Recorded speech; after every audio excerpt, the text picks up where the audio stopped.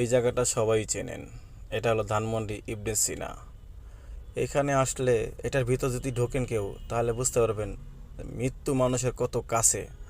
অথচ আমরা একটু যদি দূরে তাকাই পাশের বিল্ডিংয়ে, এই জায়গাটা দেখবেন মানুষের আনন্দ খুশি। এখানে আসলে কেউ বুঝবেই না যে আমাদের একটা সামনে একটা ভবিষ্যৎ আছে, আমরা মারা যাব, আমাদের লাশ এরকম ঠুকরে ঠুকরে খাবে পোকামাকড়।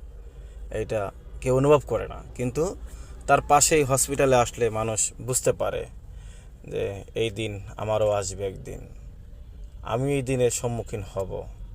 কি বলবো, সবাই ভালো থাকেন। আল্লাহ হাফেজ। এই জায়গাটা সবাই চেনেন। এটা হলো ধানমন্ডি ইবনে সিনা।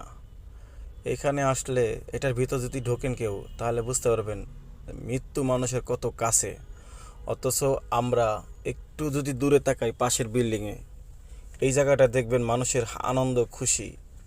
এখানে আসলে কেউ বুঝবেই না যে আমাদের একটা সামনে একটা ভবিষ্যৎ আছে, আমরা মারা যাব, আমাদের লাশ এরকম ঠুকরে ঠুকরে খাবে পোকামাকড়। এটা কেউ অনুভব করে না, কিন্তু তার পাশেই হসপিটালে আসলে মানুষ বুঝতে পারে যে এই দিন আমারও আসবে একদিন, আমি এই দিনের সম্মুখীন হব।